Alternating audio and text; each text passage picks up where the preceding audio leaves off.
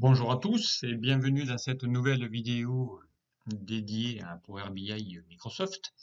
Alors aujourd'hui je vais vous montrer comment récupérer une source de données, notamment avec ici Microsoft. Voilà comment aller avec la BI obtenir une source de données et comment ici la modifier et la paramétrer.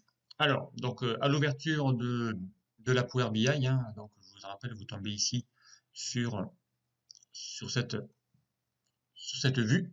Donc avec ici l'onglet accueil et ici encore une fois les données externes qu'on va pouvoir ici récupérer, donc les données récentes.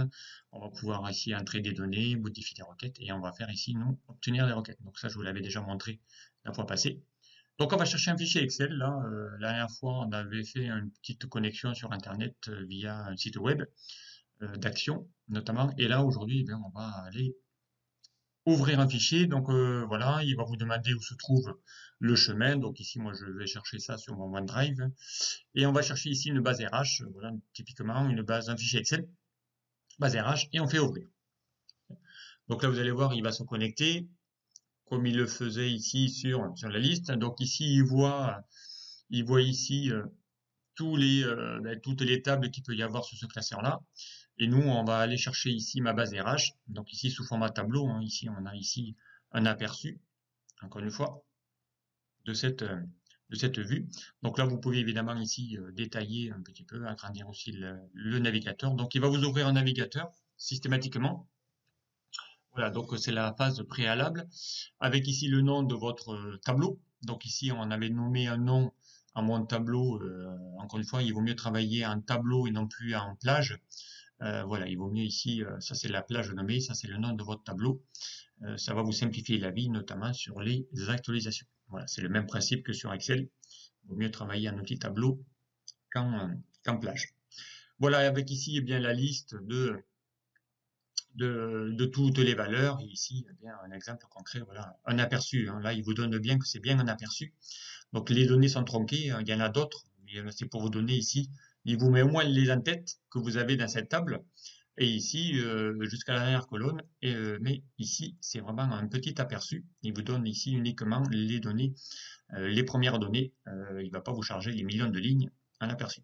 Alors, chose importante, donc dans le navigateur, donc vous avez ici la possibilité, donc après bon, on a plusieurs options d'affichage, peu importe.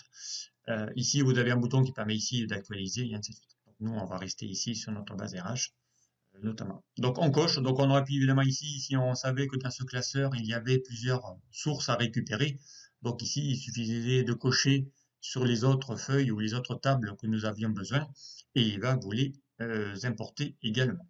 Ok.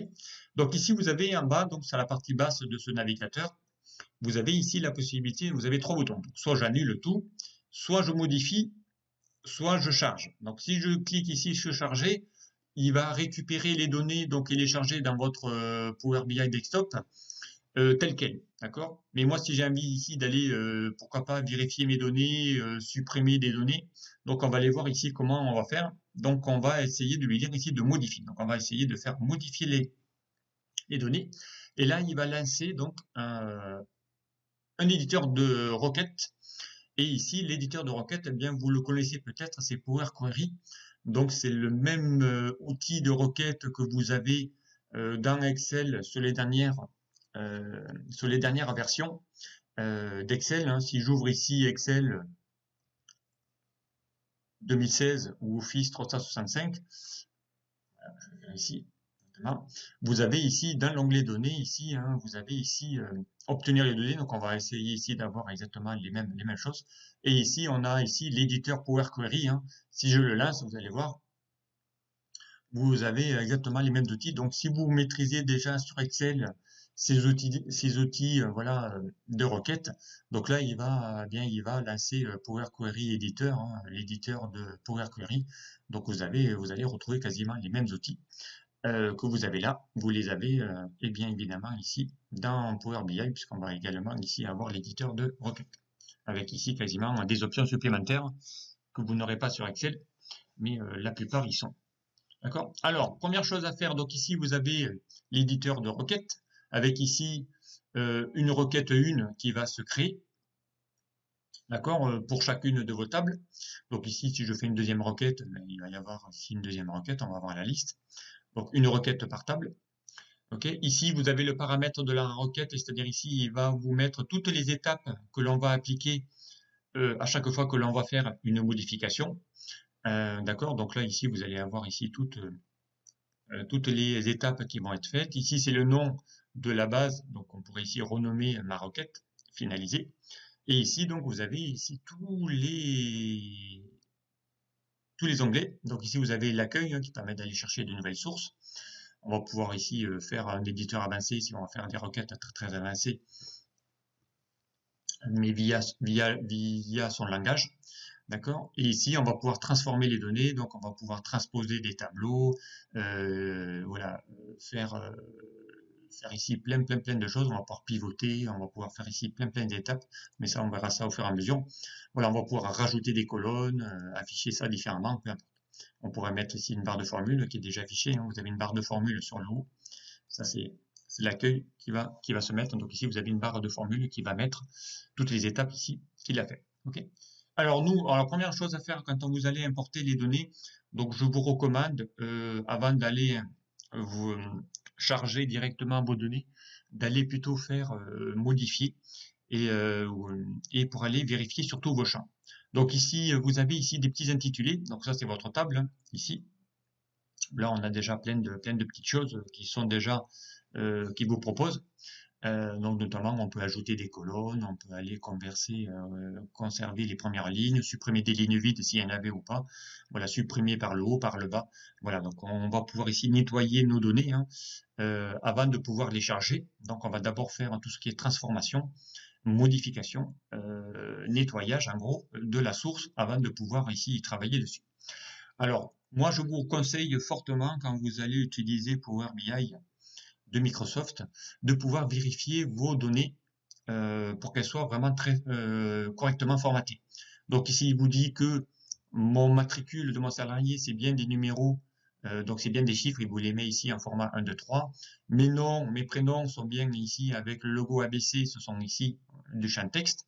Mes dates de naissance, il a bien reconnu que c'est des dates, il vous met ici le petit calendrier. D'accord. Ici, pareil pour les âges. Donc là, on était passé par une formule voilà, qui permet de le faire. Donc ici, vous mettez la date de naissance. Pareil, c'est une date. L'ancienneté, c'est pareil. L'échelon, c'est pareil. Et ainsi de suite. Donc là, attention, c'est vraiment important. On va pouvoir ici le mettre. Et ici, nous, ici, vous avez le salaire. Donc là, pareil, hein, vous avez ici le format du salaire. Donc on va pouvoir ici, eh bien, mettre automatiquement si on peut mettre ici les données. Ok, donc là ici il vous dit que c'est un type de données. Nous on va le mettre que c'est bien en format voilà je sais pas comment décimal, le format voilà, ici vous avez tous les formats binaires, les durées, les dates, les heures, les dates, pourcentage, nombre entier et ainsi de suite. Ok. Donc là vous avez ici toutes les données. On va pouvoir ici transposer maintenant, mettre ici plusieurs formats. Ici, vous avez vraiment toutes les données correspondantes à chacune de vos colonnes. Donc ici, c'est vraiment essayer, avant de pouvoir charger, vérifier tout ça. Donc on va pouvoir convertir, faire pivoter des colonnes, en extraire des données, changer ici les données correspondantes. Ok, voilà, donc ici, bien mon tableau, il est correct. D'accord. Donc une fois que vous avez fini, eh bien ici dans l'onglet accueil, vous allez pouvoir lui dire d'aller fermer et appliquer. Donc si vous dites fermer et appliquer, eh bien là je fais plus de changements possibles. Donc là il est en train de charger toutes vos données dans la source. Voilà. Donc là par défaut on reste toujours sur le mode de rapport. Hein. On va ici aller dans le mode données et là on va aller se retrouver avec ici toutes nos données correspondantes. Donc ici il vous a bien mis ici des dates directement, avec ici les anciennetés, les services, les échelons, voilà, ici les salaires.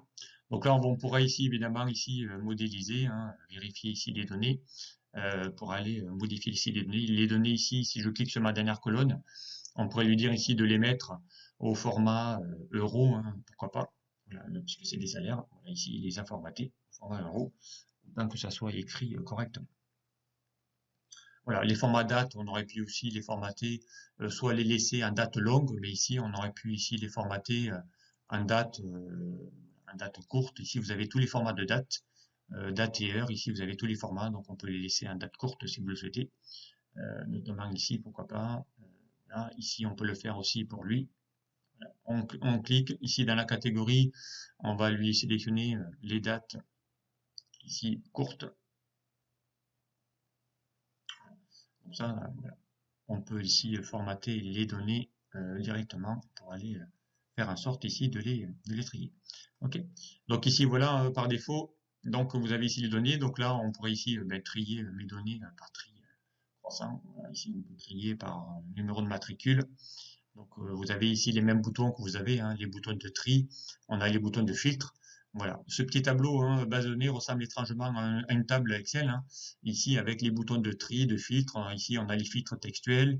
Là, nous allons avoir les filtres numériques, puisqu'on est ici sur un champ numérique. Ici, nous sommes sur une date. Il va vous faire des filtres de type chronologique ou de type date. Voilà, ici, hein, pourquoi pas. Et également ici, c'est des salaires, donc on va aussi pouvoir avoir des filtres numériques. Donc, importance des champs. Pour aller ici lui demander d'aller créer ici les données.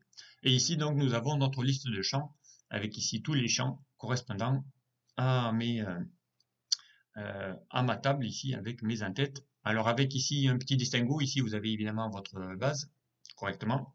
Voilà. Et ici on a ici tous les champs numériques auront un fameux le sigle sigma, hein, somme, que vous allez reconnaître dans Excel. Et pour tous les champs de texte, donc ici, vous allez avoir bien pas de format du tout. Donc ici, ça vous permet de distinguer les formats texte des formats numériques, d'accord? Et ici, les formats date. Vous allez ici pouvoir bien avoir créer ici des options pour chacun. Ici, vous avez des petits boutons qui permettent de créer des nouvelles mesures. Pourquoi pas? D'accord? Voilà, donc ici, vous avez bien votre modélisation qui a été créée. Ça va vous permettre ici de pouvoir bien avoir ce suivi. Et maintenant, on verra dans une prochaine étape comment aller faire ici ces petits changements. Donc ici, j'ai ma source, j'ai mes données et ici, on va pouvoir bien générer un rapport directement.